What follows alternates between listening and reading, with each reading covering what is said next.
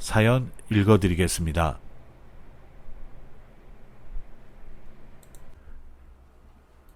이 이야기를 어디서부터 어떻게 해야 할지 모르겠네요.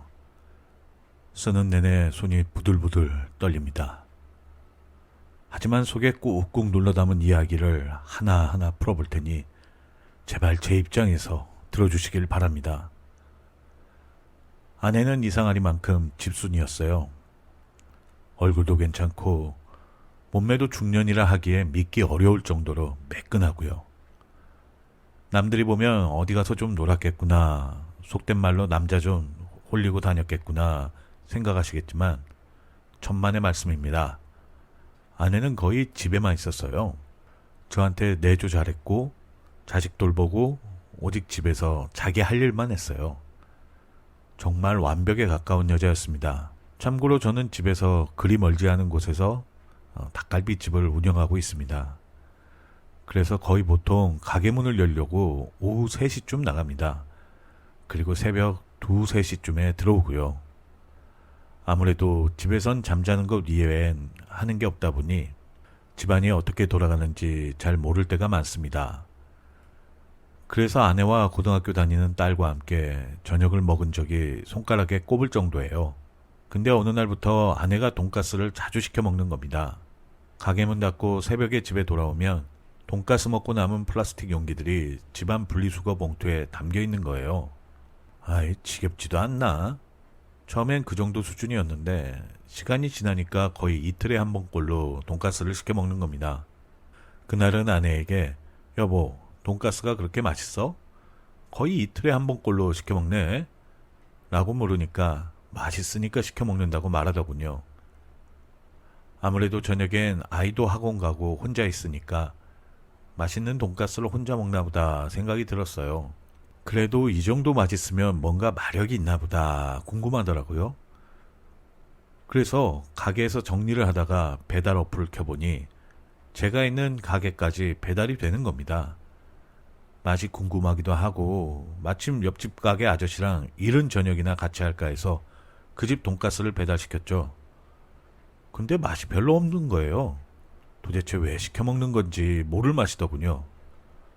다음날 아침에 돈가스를 시켜 먹은 이야기를 미주알 고주알 아내에게 했더니 아내는 별 시덥지 않은 표정으로 뭐하러 멀리서 시켜 먹고 그래요, 이러면서 말을 더 이상 안 하는 겁니다. 그때만 해도 아내랑 나랑 입맛이 완전 다른가 보다 생각했죠. 그래서 제대로 된 돈가스 집을 한번 데리고 가줘야겠다, 이런 생각만 했습니다. 그런데 사건은 그뿐만이 아니었습니다.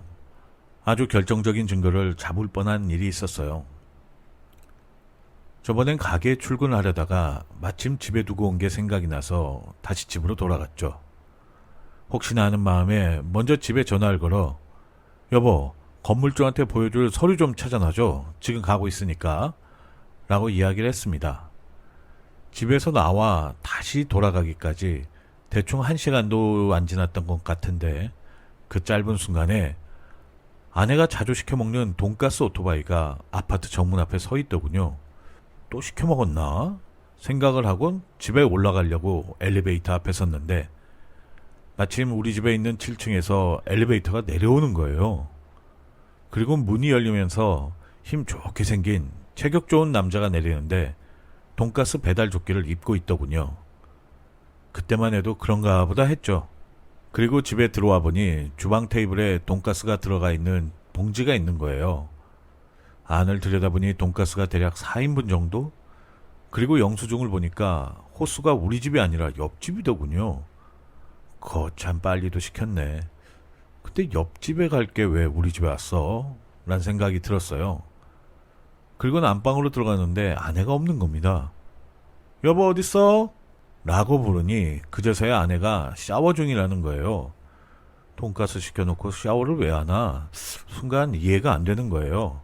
나 나간 사이에 돈가스 시켰어? 이랬죠. 그랬더니 아내가 맛있잖아요, 서류는 찾아놨으니까 갖고 가세요, 이러는 겁니다. 일단 급하니까 서류 챙겨서 나오는데 좀 찜찜하더라고요. 그리고 다음날 아내에게 애둘러서 돈가스는 이제 시켜 먹지 마, 기름이 몸에도 안 좋아, 이렇게 한마디 했습니다. 아내도 하는 말이 나도 그만 시켜 먹으려고 했어요. 이러더군요. 그렇게 깔끔하게 모든 것이 잊혀지나 했습니다. 그 이후에 아내가 돈가스를 시켜 먹는 일도 줄어들었고요. 대신 가끔 배달을 시켜 먹는지 이것저것 배달 요기들이 보이곤 했죠. 그리고 몇 주 후에 낌새를 하나 차린 게 있어요. 그날도 제가 가게에 나갔다가 몸이 너무 안 좋아서 일찍 집으로 돌아왔죠. 정확히 월요일이었습니다. 제일 장사도 안 되는 날이기도 했고 몸도 안 좋으니까 알바생에게만 가게를 맡기고 집에 일찍 돌아왔는데요. 시간도 7시쯤 됐을 겁니다. 약 먹고 잠이나 푹 자야겠다는 생각에 얼른 문을 열고 집에 들어가 보니 집에 아무도 없는 거예요. 아이는 학원 갔을 테니 당연히 없는 게 당연한데 아내가 보이지 않으니까 의아한 겁니다. 근데 거실 테이블엔 돈가스 봉지가 놓여 있었고요.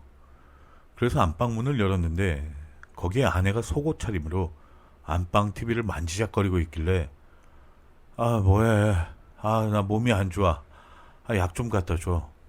이러곤 침대에 놓았죠. 아내는 네네.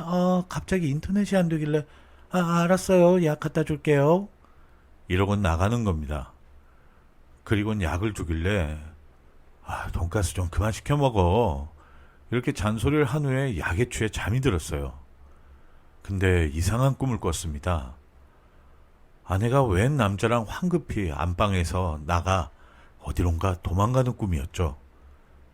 일어나 보니 땀이 흠뻑 났더군요. 참 별 꿈이 다 있네. 참.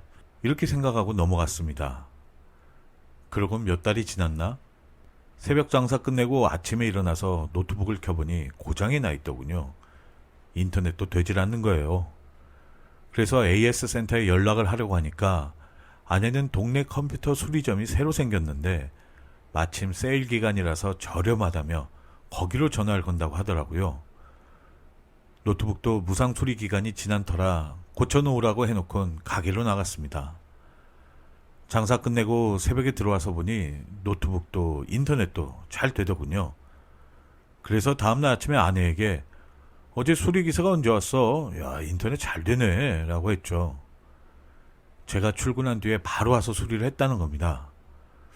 근데 한 2주 정도 지났나? 일어나서 인터넷 뱅킹을 쓰려고 하는데 또 인터넷이 안 되는 겁니다. 도대체 어떻게 수리를 했길래 2주도 채 안 지나서 고장이 또 나 화가 나더군요. 그래서 제가 이번에 업체에 따지려고 전화를 하려고 했더니 아내가 다 고쳐놓을 테니 그냥 더 자고 가게에 나가라고 하더군요. 제가 전화하면 또 싸움만 날 거니까 자기가 알아서 하겠다는 겁니다. 제가 좀 욱하는 성질인지라 알았다고 하고 그냥 가게로 나갔죠. 역시나 장사 끝내고 와서 보니 잘 고쳐져 있는 겁니다. 그런데 그날 저녁에 초인종이 울려서 밖을 내다보니 돈가스 배달부가 서 있더군요. 무슨 일이세요? 라고 제가 대답하니까 배달부가 황급히 놀라면서 잘못 눌렀습니다 하며 가는 거예요. 아내에게 돈가스 시켰냐고 했더니 아내가 화들짝 놀라면서 그 양반이 또 그 집을 착각했나 보네 이러는 겁니다. 워낙 자주 시켜 먹었으니까 충분히 그럴 수 있다고 생각했어요. 그렇게 또 며칠쯤 지났을까? 그날은 아내가 친구들 만난다고 나갔고 저도 가게로 늦게 출근하려고 나가는데 초인종이 울리길래 누구인가 하고 인터컴 화면을 보니 컴퓨터 수리기사더군요. 그래서 어떻게 오셨어요? 라고 물으니까 수리기사는 잠깐 멈칫하더니 초인종을 잘못 눌렀네요. 죄송합니다. 그러더군요. 근데 그런 일이 종종 있으니까 그런가 보다 하고 가게로 나서려고 밖으로 나갔죠. 그런데 아파트 공동현관 앞에 오토바이가 서 있고 컴퓨터 수리기사가 앉아 있는 겁니다. 마치 누굴 기다리는 것처럼 보이더라고요. 그래서 동호수를 아직도 못 찾으셨나 보네요 라고 말을 걸었더니 수리기사는 예 하며 되게 어색한 인사를 하는 겁니다. 근데 그 이후로도 종종 수리기사와 돈가스 배달부가 우리 집 초인종을 눌러서 저에게 들키거나 엄청 자주 아파트 복도에서 만나게 되는 겁니다. 뭔가 느낌이 쎄하더군요. 도대체 우리 아파트 동에 왜 이리 수리기사랑 돈가스 배달부가 왔다 갔다 하는 걸까 의심이 드는 거예요. 근데 마침 동네에도 요새 어떤 여자가 그 배달부들 꼬셔서 이상한 짓 한다던데 라는 소문이 돌고 있는 터라 뭔가 느낌이 이상했어요.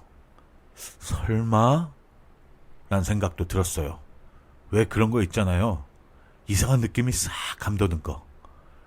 그날도 마침 아파트 정문 앞에 수리기사 오토바이가 보이길래 수리기사가 어떻게 하는지 지켜보니까 한 1시간쯤 지난 후에 우리 집이 있는 아파트 건물로 들어가는 겁니다.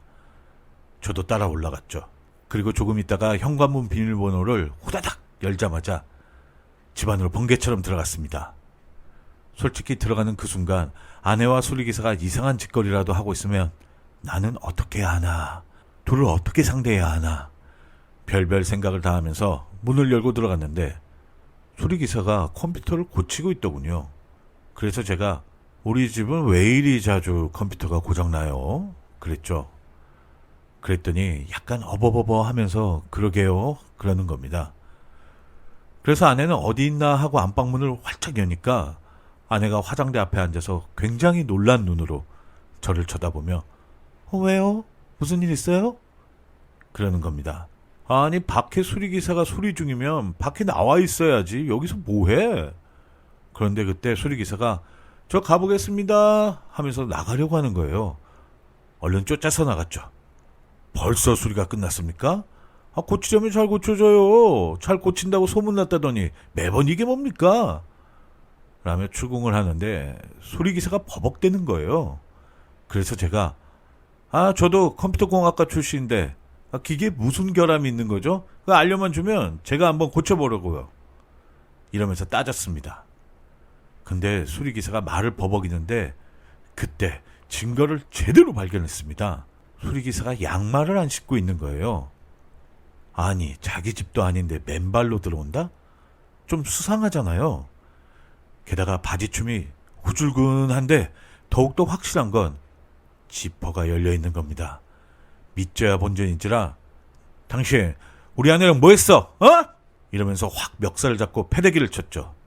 수리기사는 들켰다고 생각했는지 도망가려고 튀다가 지 혼자 미끄러지며 나뒹굴더군요. 홧김에 발로 콱 허벅지를 밟아줬습니다. 그놈은 비명을 지르고 아내는 저를 말리고 아주 난장판이었습니다. 제가 확 열이 받아서 수리기사는 핸드폰을 열어 증거를 찾아보려고 여기저기 뒤져보니 아니나 다를까 아내와 통화 목록이 주르르륵 뜨는 겁니다. 톡을 보니 둘이 아주 사랑의 대화를 마구 나눴더군요. 그 이후에 어찌된 건지 이야기를 들어보니 수리기사 말로는 아내가 자기를 유혹해서 한 번 선을 넘었다는 겁니다. 그래서 경치 좋고 고급진 곳에 가서 즐기자고 해도 아내는 오직 집으로 오라고 하더랍니다. 아내는 그만큼 철저했던 거죠. 그리고 아내도 제가 집요하게 추궁을 하니 이미 돈가스 배달부 놈하고 그렇고 그런 사이였다가 이젠 정리를 한 상태였다는 겁니다. 정말 이게 사람이 할 짓입니까? 아내의 면상을 보는 순간 분노가 치밀어 오르는 겁니다. 그러면서 그놈이 하는 말이 처음엔 남편인 저에게 너무 미안했다는 겁니다. 특히 거실에 걸려있는 가족 사진을 보면 괜히 죄 짓는 기분이 들었다는 거예요. 하지만 자기도 모르게 선을 또 넘게 되고 제가 갑자기 들어오니까 허둥지둥대다가 들통이 난 거랍니다. 근데 더 웃긴 건 돈가스 배달부랑 수리기사랑 아내를 두고 맞짱을 뜬 적도 있다는군요. 아주 발정이 난 것들끼리 이게 무슨 짓인지 한심하고 또 한심했어요. 그래서 왜 하필 집에서 그랬냐고 아내에게 물으니까 아내는 펑펑 울면서 그냥 외로웠다고 그러는 겁니다. 제가 아내 뺨을 후려치면서 외로운 여자면 다 너처럼 하냐? 이러면서 욕을 퍼부어줬죠. 아내 말로는 그냥 그게 스릴이 있었다고 합니다. 그래서 인생이 얼마나 스릴 넘치는지 알아보라는 의미로 아내에게 이혼 소송을 걸었고 정신적 피해 보상도 할 계획입니다. 그 후 아내는 친정에 가 있습니다. 홀로 계신 장모님 심장이 안 좋아서 차마 왜 이혼하려고 하는지는 말씀을 못 드리고 있습니다. 수리기사도 고소를 했고 매일 전화와서 저에게 살려달라고 싹싹 빌고 있고요. 정말 믿을 여자 하나 없고 매일이 지옥 같네요. 아내만 믿었는데 이제 딸이랑 어떻게 이 세상을 살아야 할지 모르겠습니다. 행여나 딸이 자기 엄마가 이렇게 부도덕한 걸 알면 뭐라 할지 앞이 까마득합니다. 여러분, 저는 어쩌면 좋을까요? 현명하신 인생 선배님들이 앞으로 제가 어떻게 했으면 좋을지 알려주세요. 그리고 저의 긴 글을 읽어주신 여러분들께 감사의 인사드립니다.